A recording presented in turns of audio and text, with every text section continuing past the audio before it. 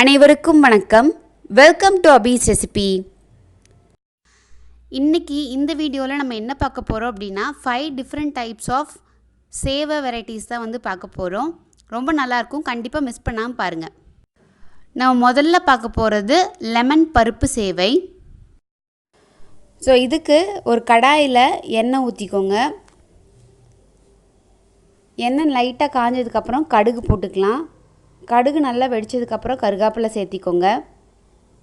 அப்புறம் சின்ன வெங்காயம் பொடி பொடியாக கட் பண்ணி வச்சுருக்கிறத சின்ன வெங்காயம் ஆட் பண்ணி நல்லா வந்து வணக்கி விடுங்க. இது கூட வந்து காரத்துக்கு பச்சை மிளகாய் 1 சின்ன சின்னதாக கட் பண்ணி வச்சுருக்கோம். அதுக்கப்புறம் வந்து இஞ்சி, ஸோ இஞ்சி பச்சை மிளகாய் ரெண்டுமே சேர்க்குறோம். அப்புறம் மஞ்சத்தூள் நல்லா வந்துட்டு வணக்கிக்கோங்க.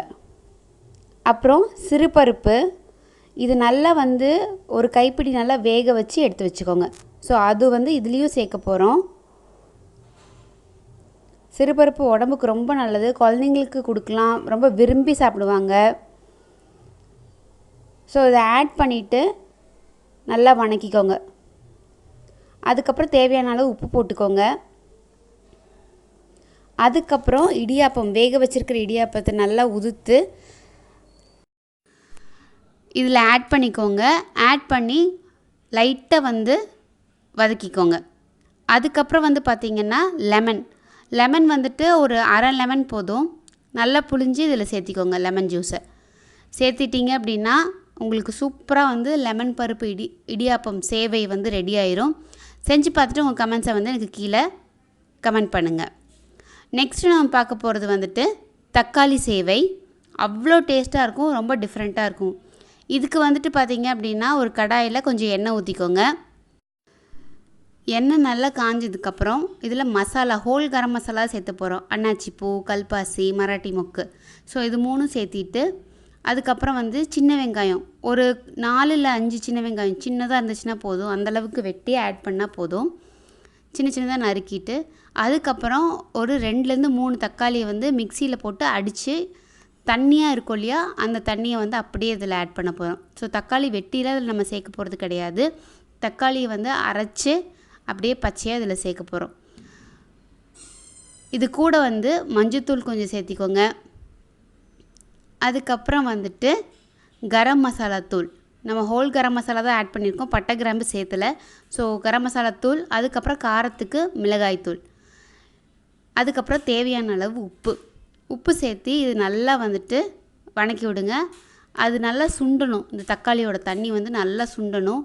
ரொம்ப தண்ணியாக இருக்கும் போது நம்ம வந்து சேவையை இதில் வந்து ஆட் பண்ண முடியாது. ஸோ தண்ணி வந்து நல்லா இஞ்சி கெட்டியானதுக்கப்புறம் நம்ம வந்து இடியாப்பத்தை இதில் சேர்த்திக்கலாம்.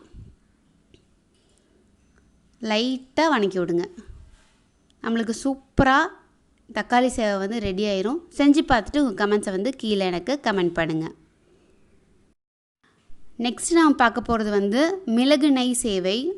ரொம்ப ஹெல்த்தியாகவும் இருக்கும், டேஸ்ட்டாக இருக்கும், ரொம்ப சிம்பிளாக ஈஸியாக பண்ணிடலாம். இதுக்கு வந்துட்டு ஒரு கடாயில் எண்ணெய் ஊற்றிக்கோங்க. எண்ணெய் வந்து நல்லா காயணும். காஞ்சதுக்கப்புறம் கடுகு தான் சேர்த்திக்க போகிறோம்.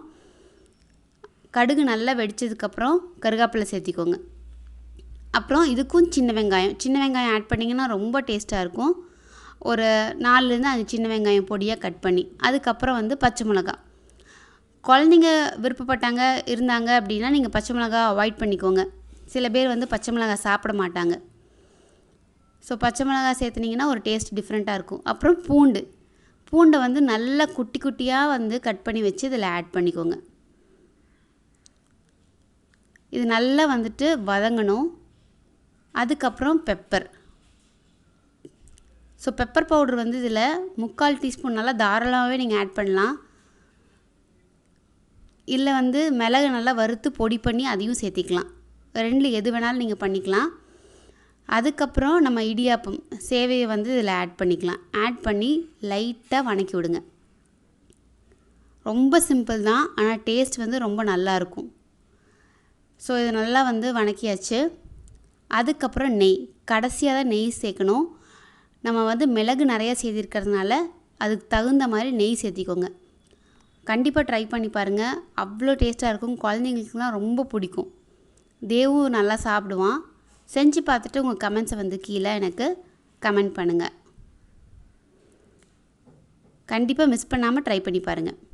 நம்ம நெக்ஸ்ட்டு பார்க்க போகிறது வந்து வெஜிடபிள் ஃப்ரை சேவை. இது ரொம்ப ஹெல்த்தியாக இருக்கும். நிறைய வந்து வெஜிடபிள்ஸ்லாம் சேர்க்குற மாதிரி. ஸோ ஒரு கடாயில் எண்ணெய் ஊற்றி பூண்டு சேர்த்தி கடுகு சேர்த்திக்கிறோம். அதுக்கப்புறம் வெட்டி வச்சுருக்கிற முட்டைக்கோஸ், அப்புறம் கொஞ்சம் கேரட், அதுக்கப்புறம் வந்துட்டு பீன்ஸ், அதுக்கப்புறம் பட்டாணி. ஸோ என்னென்ன காய்கறி இருக்கோ இது எல்லாமே சேர்த்திக்கலாம். இது வந்து 4 இருந்ததுனால நான் இது சேர்த்திக்கிட்டேன். கொஞ்சமாக தண்ணி ஊற்றி நல்லா வேக விட்டுருங்க. அப்புறம் மஞ்சத்தூள், உப்பு, சாம்பார் பவுடர் போட்டுக்கோங்க. கொஞ்சம் டிஃப்ரெண்ட்டாக இருக்கும், நல்லாவும் இருக்கும். ஸோ இது நல்லா வந்து வெந்ததுக்கப்புறம் நம்ம செஞ்சு வச்சுருக்கிற சேவையை வேக வச்சுருக்கிறதுல ஆட் பண்ணி கலக்கி எடுத்துட்டோம் அப்படின்னா நம்மளுக்கு சூப்பராக வந்து வெஜிடபிள் ஃப்ரை சேவை வந்து ரெடி ஆயிரும். ட்ரை பண்ணி பாருங்கள். நெக்ஸ்ட்டு நான் பார்க்க போகிறது வந்து காளான் ஃப்ரை சேவை.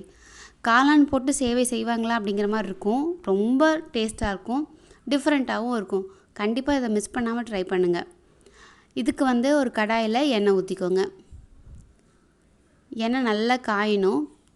எப்போவுமே இடியாப்பம் அப்படின்னா இனிப்பு தான் சேர்க்கணும்னு கிடையாது. இந்த மாதிரி டிஃப்ரெண்ட்டான வெரைட்டிஸும் நீங்கள் சேர்க்கலாம். ஸோ எண்ணெய் ஊற்றுனதுக்கப்புறம் கல்பாசி, பட்டை, அன்னாச்சிப்பூ, அப்புறம் வந்து ஒரு பிரியாணி இலை, ஒரு கிராம்பு, இது நல்லா வந்துட்டு வதங்கி நல்லா வாசனை வரணும். அதுக்கப்புறம் வந்து பொடியாக கட் பண்ணி வச்சுருக்கிற பெரிய வெங்காயமும் சேர்த்தலாம், சின்ன வெங்காயமும் சேர்த்தலாம். நான் வந்து பெரிய வெங்காயம் தான் சேர்த்திருக்கேன். வெங்காயம் நல்லா வதங்கணும். நல்லா வதங்குற வரைக்கும் வெயிட் பண்ணுங்கள். ஸோ கண்டிப்பாக இது ட்ரை பண்ணி பாருங்கள், நல்லாயிருக்கும். கடலெண்ணெய் சேர்த்துங்க. கடலெண்ணெய் சேர்த்துனா தான் வந்து நல்லாயிருக்கும். அதுக்கப்புறம் வந்து பொடியாக வெட்டி வச்சுருக்கிற தக்காளி வந்துட்டு சின்னதாக இருந்தாலே போதும், டேஸ்ட்டுக்காக தான். ஸோ இது ரெண்டும் நல்லா வதங்கணும். வதங்கினதுக்கப்புறம் நம்ம வெட்டி வச்சுருக்கிற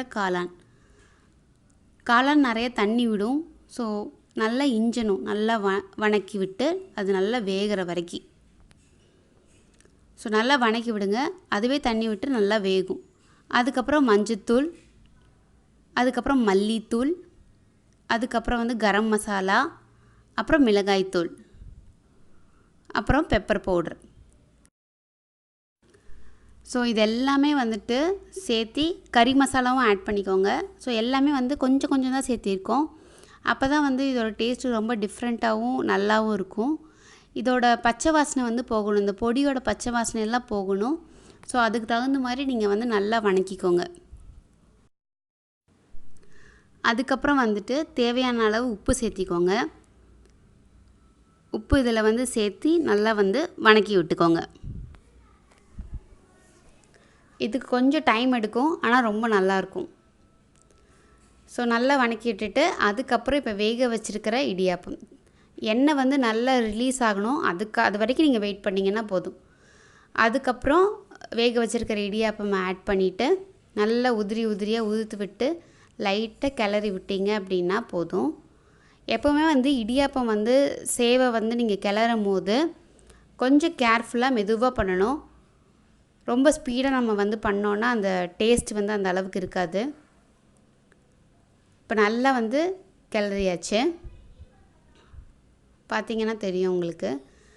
அந்த ஹோல் கரம் மசாலாவும் இத்தனை பொடியெல்லாம் நம்ம ஆட் பண்ணியிருக்கும் போது டேஸ்ட் வந்து ரொம்ப நல்லாயிருக்கும். இது கூட நீங்கள் முந்திரி கூட சேர்த்திக்கலாம், அவ்வளோ டேஸ்ட்டாக இருக்கும். ஸோ இந்த இடியாப்பமும் ட்ரை பண்ணிவிட்டு எப்படி இருந்துச்சு அப்படின்னு சொல்லிவிட்டு நீங்கள் கீழே கமெண்ட் செக்ஷனில் கமெண்ட் பண்ணுங்கள். ஸோ இந்த 5 வெரைட்டிஸில் உங்களுக்கு என்ன பிடிச்சிது அப்படிங்கிறதையும் வந்து நீங்கள் கீழே சொல்லுங்கள்.